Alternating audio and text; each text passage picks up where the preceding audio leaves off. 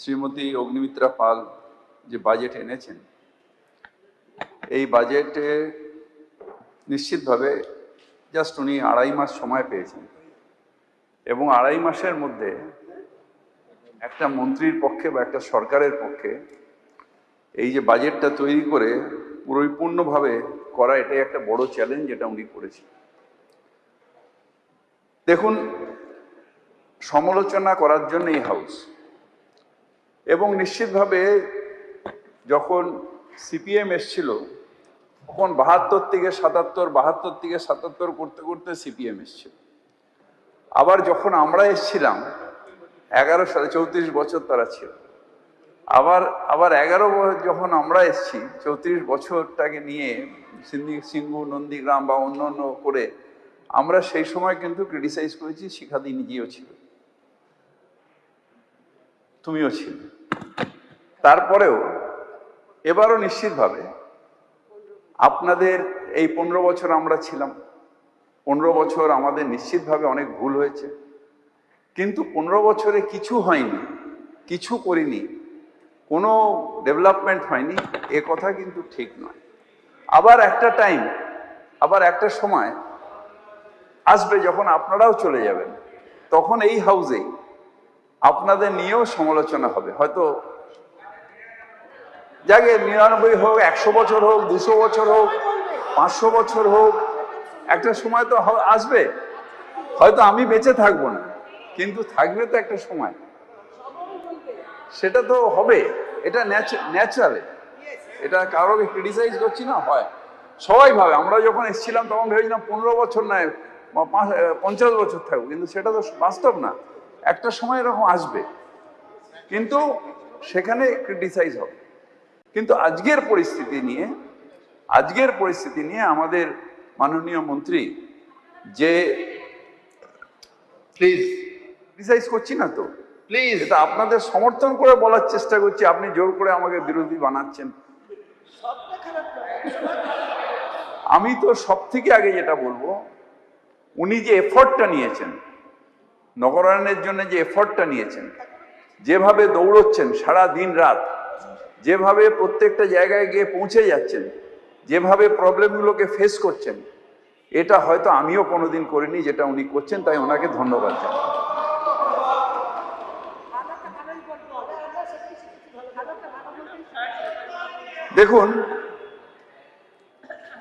দেখুন, নগরায়ণ একটা continuous process.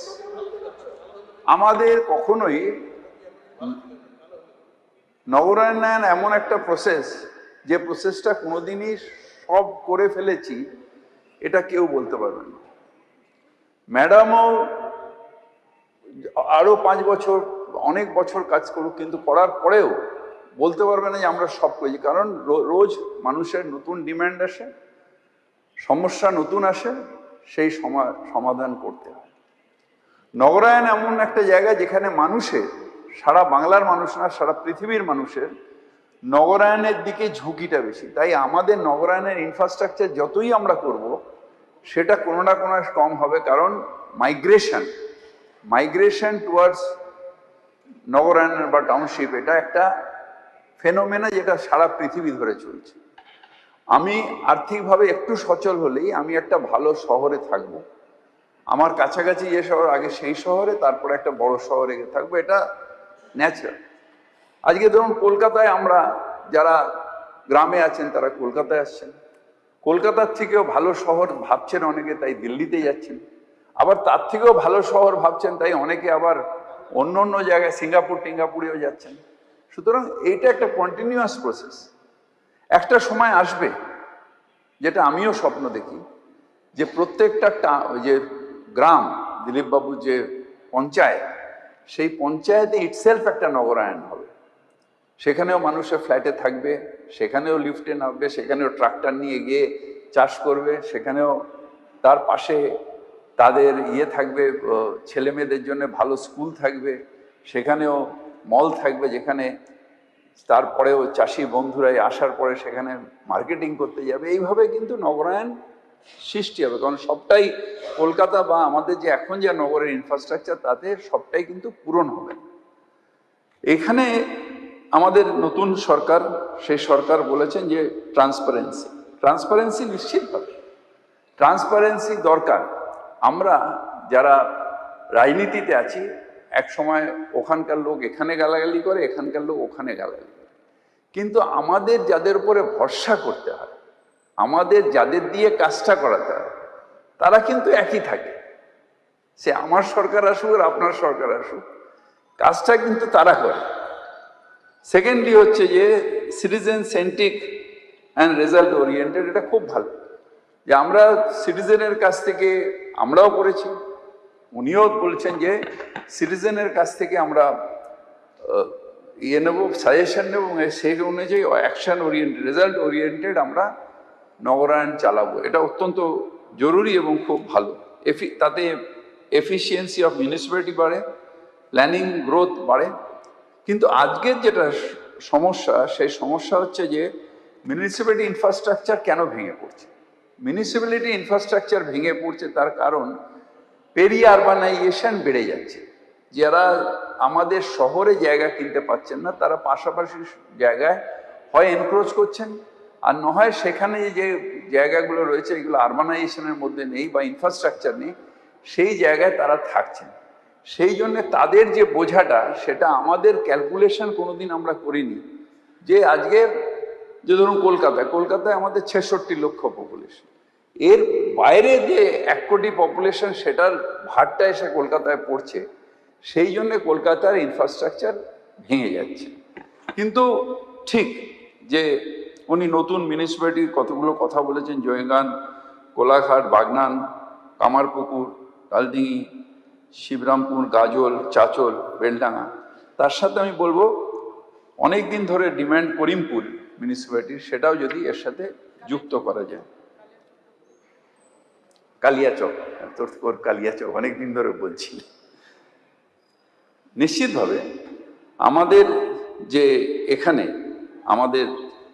এখানে যেটা আছে সেটা আপনি বলেছেন যে town bond delivery service, trade licence, mutation, building permission, birth and rate registration, water connection, drainage, এগুলোকে টাউন মানে সময়ের সাথে সাথে এগুলোকে দিতে হবে। যে ডিজিটাল মনিটরিংয়ের মধ্যে এই ডিলেটা আইডেন্টিফাই করতে হবে। এটা অত্যন্ত ভালো এবং নিশ্চিতভাবে আমি এটার প্রশংসা করছি যে আপনারা যদি এটা করতে পারেন। অনেক সময় আমারও ইচ্ছে ছিল, কিন্তু অনেক সময় পরিস্থিতির এর জন্য এটা করা যায়নি। কিন্তু আপনি করতে পারেন, যদি এটা করা সম্ভব হয় তাহলে নিশ্চিতভাবে এটা একটা বড় পদক্ষেপ হবে যেটা আপনি নিচ্ছেন। যেরকম আমাদের এখনই যে 100% ডোর টু ডোর যে কালেকশন অফ ওয়েস্ট, এবং সেটা যে সেগ্রিগেশন প্রসেস করা, এইটা একটা আমিও অনেকবার চেষ্টা করেছি অনেকগুলো জায়গায়, কিন্তু বিভিন্ন জায়গায় ওয়েস্ট চলে আসে। যেরকম ধরুন আপনি যদি দুর্গাপুর যখন যাবেন, দুর্গাপুরে যাচ্ছেন, হাইওয়ের পাশ দিয়ে দেখবেন যে অনেক গ্রাম অঞ্চলের যে ওয়েস্ট, আনসেগ্রিগেটেড ওয়েস্ট, প্লাস্টিক, অনেক রকম ওয়েস্ট, সেগুলো কিন্তু এসে এখন ন্যাশনাল হাইওয়ের ওপরে পড়ছে। সেই ন্যাশনাল হাইওয়ের চারিদিকে যদি লক্ষ্য রাখেন, দেখবেন সেখানে অনেকগুলো ওয়েস্ট এরকমভাবে পড়ে আছে। এই ওয়েস্ট এখানেও এমনভাবে পড়ে আছে যেটা আনপ্ল্যান্ড ওয়েস্ট কালেকশন, সেটা আমরা সেগ্রিগেশনের আওতায় আনতে পারছিলাম না। যদি সত্যি সত্যি এই কাজটা আপনারা করেন, এবং নিশ্চিতভাবে আমার শহর, যদি এই শহর ভালো করেন, যদি এই শহর অগ্নিমিত্রা পালের নেতৃত্বে, আমাদের শুভেন্দু অধিকারীর নেতৃত্বে যদি ভালো হয়, তাহলে গর্ব তো আমারও হবে। আমারও তো গর্ব, আমি তো এই শহরের বাসিন্দা, আমারও তো গর্ব যে কাজটা যদি সত্যি সত্যি আমি করতে পারিনি, সেই কাজটা উনি করেন, আমি তার জন্য গর্বিত। তার কারণ অনেকগুলো জায়গায় যেখানে আমাদের অন্তত আরবান প্ল্যানিংয়ে, আরবানাইজেশনে আমরা কোনোদিন ওই লড়াই করিনি। সেই জন্য আমাদের সেন্ট্রাল গ্রান্ট লিখেছেন এখানে, যে উনি যেগুলো লিখেছেন সেগুলো সেন্ট্রাল গ্রান্টও কিন্তু আরবান ডিপার্টমেন্ট চিরকালই সেন্ট্রাল গ্রান্ট নিয়ে এসেছি। এই আমরা অমৃত প্রজেক্ট থেকে আরম্ভ করে PMYU, এগুলো সবই আমরা রাজ্য সরকার নিয়ে এসেছি। এর সাথে বলি যে আপনাদের যেরকম এই আমাদের ম্যাডাম সর্বাণী মুখার্জি না সর্বরী মুখার্জি উনি বললেন যেরকম হবে encroachment of public land, encroachment of বিভিন্ন রকম ডাম্পিং সাইট, এনক্রোচমেন্ট অফ যে আমাদের ল্যান্ড, এই যে এগুলো হচ্ছে, এগুলো একটা বড় চ্যালেঞ্জ সরকারের পক্ষে। কারণ একদিকে আমরা যারা রাজনীতি করে আমাদের কাছে একটা দিকে থাকে পপুলারিটির গেন করার, আরেক দিকে থাকে বাস্তবে লড়াই করে সত্যিকারের সমস্যার সমাধান করা। এই দুটোর মাঝখানে আমাদের কিন্তু টানাটানি হয়। আমি যখনই কোনো জায়গায় করতে যাব সেখানকার জনপ্রতিনিধি বলবে তুমি আমার ভোট খেয়ে নিলে, তারপরেও চ্যালেঞ্জ থাকবে সরকারের কাছে যে এই কাজটাকে করতে হবে কীভাবে। সো এই কাজগুলো নিশ্চিতভাবে আছে। যেরকম স্বচ্ছ ভারত মিশনের ক্ষেত্রে এই আপনি বলেছেন 100% ডোর টু ডোর কালেকশন, অনেকটা কলকাতায় আমাদের 100% হয়ে গেছে। সেগ্রিগেশন আমাদের হয়ে গেছে। আমাদের ৭৫,০০০ নির্মল বন্ধু এবং ৬০০ নির্মল সাথী, এরা কিন্তু দিনরাত কাজ করছে। আপনি নতুনভাবে যেটা বলেছেন যে কিউআর কোডের মাধ্যমে বেটার মনিটরিং করা, এটা যদি করা যায় তাহলে সত্যি সত্যি খুব ভালো হবে। ওয়েস্ট প্রসেসিং প্লান্ট এখন যেভাবে হচ্ছে তাতে ডাম্পিং সাইট 100% আমরা পাচ্ছি না, মানে পাওয়া যাচ্ছিল না, ডাম্পিং সাইট পাওয়া যাচ্ছিল না। সেই জন্য অনেকগুলো জায়গায়, যেটা জাভেদ খান সাহেবও বললেন, যে ছোট ছোট মিউনিসিপ্যালিটির যে ওয়েস্ট সেইগুলো কিন্তু এসে ধাপায় একটা সুপ্রিম কোর্ট টাইম দিয়ে দিয়েছে, এর মধ্যে ধাপার আমাদের এটাকে শেষ করতে হবে, যে লেগেসি ওয়েস্ট। কিন্তু ছোট ছোট মিউনিসিপ্যালিটির তাদের ওয়েস্ট ফেলার জায়গা নেই, সেগুলোকে বাধ্য হয়ে কিন্তু ধাপায় নিতে হচ্ছে না। ধাপার ওয়েস্টটা কখনোই যতটা কমছে ততটা আবার হয়ে যাচ্ছে। এটা একটা ওনার কাছে একটা খুব বড় চ্যালেঞ্জ যে এটাকে ঠিক করা। তারপরে এই যে 100% সেগ্রিগেশন করা, বায়ো সিএনজি করা, ডেমোলিশন ওয়েস্টের আমাদের একটা রাজারহাটে আমরা একটা প্রজেক্ট করেছি, ম্যাডামকেও বলবো, যদি নিশ্চয়ই উনি গেছেন, অনেক দৌড়দৌড়ি করেন, ওইখানেও এই ওয়েস্ট প্রসেসিংটা কিন্তু ভালো, কিন্তু কালেকশনটা একটা খুব বড়। আমিও দেখেছি রাত্রিবেলা ভাঙা লরি আপনার বাড়ির মধ্যে, মানে বাড়ির সামনে যে ওয়েস্ট হয়তো পড়ে আছে, ইট বালি স্টোনচি, মানে পুরনো বাড়ি ভাঙা, সেগুলোকে নিয়ে চলে যাচ্ছে। নিয়ে গিয়ে কী করছে না, সেগুলোই আমাদের যে জলাভূমি সেগুলোকে ফিল আপ করছে। এইটা যদি পুলিশের সাহায্য নিয়ে 100% উনি করতে পারেন, যে এই পুরো ডেমোলিশিং ওয়েস্টটাই আমাদের এতে যাবে, আমাদের ডেমোলিশিং ওয়েস্ট যে আমাদের যে রাজারহাটে যে প্ল্যান্টটা আছে সেখানে যদি নিশ্চিত করা যায়, তাহলে জলাজমিও বাঁচবে, পলিউশনও কম হবে, আর ডেমোলিশিং ওয়েস্ট থেকে একটা ক্যালকাটা কর্পোরেশনের একটা বড় রোজগার সেটাও হবে। সুতরাং এই কাজটা একটা বড় চ্যালেঞ্জিং কাজ, আমিও চেষ্টা করেছি। নিশ্চিতভাবে উনি যেভাবে দৌড়চ্ছেন আমার মনে হয় যে উনি এটাতে সাকসেসফুল হবে। এবার citizen will encourage the report of garbage accumulation. এই যে যদি সত্যি সত্যি আমার বাড়িতে আমি জানতে পারি আমার গার্বেজ কতটা অ্যাকুমুলেট হচ্ছে, আমার গার্বেজ কতটা আমি দিচ্ছি, তাহলে নিশ্চিতভাবে এটা একটা যুগান্তকারী হবে বলে আমার মনে হয়।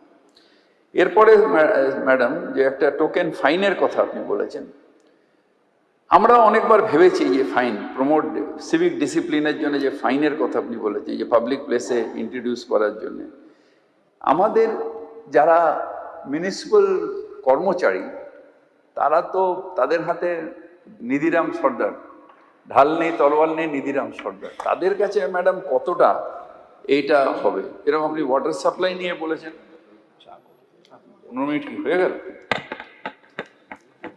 ওয়াটার সাপ্লাই নিয়ে বলেছেন। আমি যখন এসছিলাম 2011-এ, তখন দুটো লোকাল বডিতে ওয়াটার সাপ্লাই ছিল, আর আজকে 118টা এবং মিউনিসিপ্যাল কর্পোরেশন ধরলে প্রায় সব জায়গায় আমাদের ওয়াটার সাপ্লাই গুলো রয়েছে। আমরা যেরকম হাউজিং ফর অলে, আপনাকে একটা ছোট্ট সাজেশন ম্যাডাম, সেটা হচ্ছে যে এই যে আমরা কিছু টাকা দিচ্ছি, কেউ বাড়ি করছে কেউ করছে না, এটাতে ওয়েস্টেজ হচ্ছে, দুর্নীতি হচ্ছে। আমরা যদি শহর অঞ্চলগুলো, অন্তত গ্রামে যেটা হচ্ছে দিলীপবাবু করছেন ঠিক আছে, শহর অঞ্চলে আমরা স্টেট 4 বাড়ি, যেটা আমাদের প্রধানমন্ত্রী আবাস যোজনার থেকেই টাকা নিয়ে এবং রাজ্য সরকারের টাকা মিলিয়ে যদি আমরা অনেকগুলো বস্তিতে করেছি, সেই জন্যই ঠিকা টেনেন্সি অ্যাক্টটাও আমি অ্যামেন্ডমেন্ট করেছিলাম এই হাউসে, যাতে এই বাড়িগুলোকে করা যায়, বস্তিগুলোকে আস্তে আস্তে ফ্ল্যাট বাড়ি করে সেই জায়গায় যারা থাকে তাদেরই সেখানে তাদের প্রোভাইড করা যায়। এই কাজটা যদি ম্যাডাম আপনি করতে পারেন তাহলে আমার মনে হয় এক সময় আসবে যে প্রমোটারের হাতে বস্তির জায়গা নয়, যারা বস্তিবাসী গরিব মানুষ তারা নিজেরা বাড়ি তৈরি করে তারাও থাকবে। হয়তো আমার ফ্ল্যাটটা একটু বড় থাকবে, তাদের ফ্ল্যাট। মাননীয় সদস্য, আপনার সময় পার হয়ে গেছে। Thank you sir.